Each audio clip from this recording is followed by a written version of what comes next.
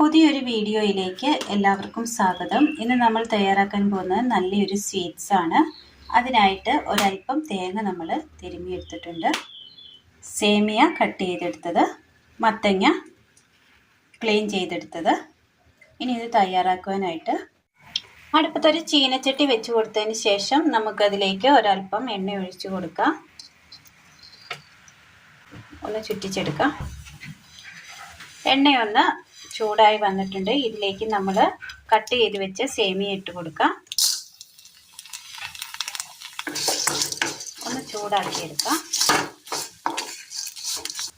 ഒന്ന് വറുത്തെടുത്തിട്ടുണ്ട്. ഇത് നമുക്കൊന്ന് മാറ്റി വെക്കാം. അടുപ്പത്തൊരു പാൻ വെച്ച് കൊടുത്ത് നമുക്ക് അതിലേക്ക് ഈ മത്തങ്ങ കഷ്ണം ഇട്ട് കൊടുക്കാം. ഇനി ഇതിലേക്ക് ഒരല്പം വെള്ളം കൂടി ഒഴിച്ചു കൊടുക്കാം.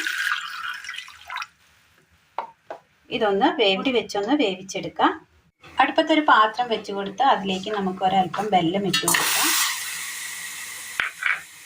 ഇതിലേക്ക് കുറച്ച് വെള്ളം കൂടി ഒഴിച്ചു കൊടുക്കാം. ഇത് നന്നായി ഒന്ന് ഉരുക്കിയെടുക്കാം. പാൻ അടുപ്പത്ത് വെച്ചതിന് ശേഷം ഒന്ന് ചൂടായി വരുമ്പോൾ അല്പം ജീരകം ഇട്ട് കൊടുക്കാം. ഒരു രണ്ട് ഏലക്കയുടെ കുരു,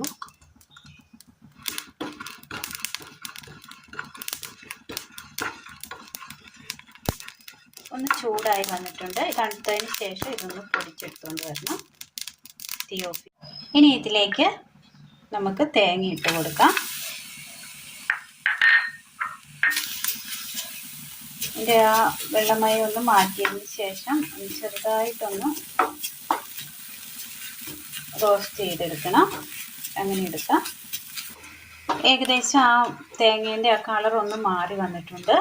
ഇത് നമുക്കൊരു സൈഡിലേക്ക് ഒരു പാത്രത്തിലേക്ക് മാറ്റി വെക്കാം. തേങ്ങ വറുത്തെടുത്ത അതേ പാൻ തന്നെ നമ്മൾ അടുപ്പത്ത് വെച്ച് കൊടുത്തിട്ടുണ്ട്. ഒരല്പം വെള്ളം ഒഴിച്ച് കൊടുക്കാം. ഈ വെള്ളത്തിലേക്ക് നമ്മൾ വറുത്തെടുത്ത് വെച്ച സേമിയ ഇട്ട് കൊടുക്കാം.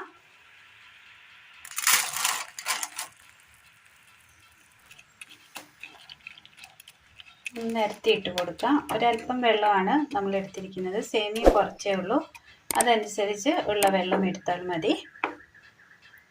ഒന്ന് വേവിച്ചെടുക്കാം. ഏകദേശം ഇത് നന്നായിട്ടൊന്ന് വെന്ത് കിട്ടിയിട്ടുണ്ട്.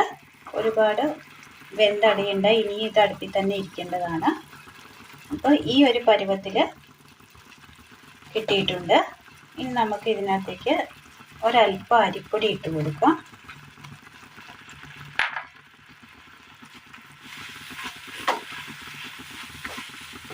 ഒരല്പം ചെറു ചൂടുവെള്ളം കൂടി നമുക്ക് ഒഴിച്ചു കൊടുക്കണം.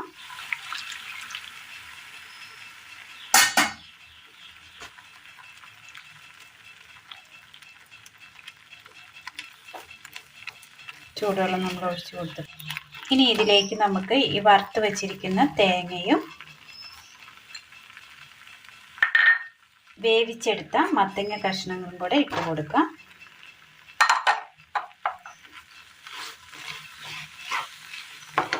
നന്നായി ഒന്ന് മിക്സ് ചെയ്തെടുക്കാം. നന്നായി ഒന്ന് യോജിപ്പിച്ചതിന് ശേഷം ഇതിലേക്ക് നമുക്ക് വെള്ളം ഒരുക്കിയെടുത്തത് അരിച്ചെടുത്തതാണിത് ഒഴിച്ചു കൊടുക്കാം. നന്നായി ഒന്ന് ഈ വെള്ളത്തിൻ്റെ പാനി കിടന്ന് ഇതൊന്ന് നന്നായിട്ടൊന്ന് കുതിർന്ന് മധുരമൊക്കെ പിടിച്ച് കിട്ടുന്നതിന് ഇതിലേക്ക് ഇതുപോലെ നമ്മൾ എടുത്തിട്ടുണ്ട്. നന്നായി ഒന്ന് മിക്സ് ചെയ്ത് കഴിയുമ്പോൾ ആ വേവിച്ചെടുത്ത് ആ മത്തങ്ങയൊക്കെ ഒന്ന് ഇതിനകത്ത് കിടന്ന് ഉടഞ്ഞു കിട്ടണം. അതുപോലെ ഇനിയിപ്പോൾ ഇത് നമുക്ക് ഇതിലേക്ക് നമ്മൾ പൊടിച്ചു കൊണ്ടുവന്ന ജീരകവും ഏലക്കയുടെയും പൊടി ഇട്ട് കൊടുക്കാം. നന്നായി ഒന്ന് മിക്സ് ചെയ്യാം. ഇനി ഇത് നമുക്കിത് ചട്ടിയിൽ നിന്ന് വിട്ട് കിട്ടുന്ന പരുവാകും വരെ നമുക്കിതൊന്ന് ഇങ്ങനെ ഇളക്കി കൊടുത്തുകൊണ്ടേയിരിക്കണം. വീഡിയോയുടെ ലെങ്ത് കൂടുന്നത് കൊണ്ടാണ് നമ്മൾ മൊത്തമായിട്ടൊന്നും കാണിക്കാത്തത്. ഇതിലേക്ക് നമുക്ക് ഒരല്പം നെയ്യ് കൂടി ചേർത്ത് കൊടുക്കാം.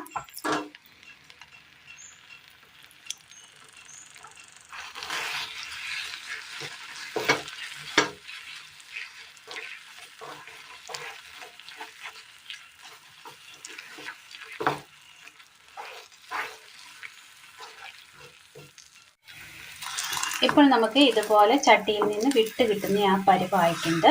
ഇതുപോലെ നന്നായി ഒന്ന് വിട്ട് കിട്ടുന്നുണ്ട്. ഇത് നമുക്കൊരു പാത്രത്തിലേക്ക് മാറ്റി കൊടുക്കാം. ഒരു പാത്രത്തിലേക്ക് നമ്മൾ മാറ്റി കൊടുത്ത് ഇതുപോലെ ഒന്ന് സെറ്റ് ചെയ്തെടുത്തിട്ടുണ്ട്. ഇനി ഇതിന് മുകളിലായിട്ട് കാഷ്യൂനട്ടോ എന്തെങ്കിലും ഡ്രൈ ഫ്രൂട്ട്സ് ഉണ്ടെങ്കിൽ നമുക്ക് വെച്ച് കൊടുക്കാവുന്നതാണ്. ഞാനിപ്പോൾ ഇവിടെ കറുത്ത മുന്തിരിയാണ് വെച്ച് കൊടുക്കുന്നത്. ഇതുപോലെ നമ്മൾ തയ്യാറാക്കിയിട്ടുണ്ട്. നല്ല ഹെൽത്തിയാണ്. വീട്ടിലുള്ള സാധനങ്ങൾ വെച്ച് തന്നെ നമുക്ക് പെട്ടെന്ന് തയ്യാറാക്കിയെടുക്കാൻ പറ്റിയ നല്ല ടേസ്റ്റിയായ നല്ലൊരു സ്വീറ്റാണ് ഇന്ന് നമ്മൾ തയ്യാറാക്കിയിരിക്കുന്നത്. എല്ലാവർക്കും ചെയ്ത് നോക്കാവുന്നതാണ്.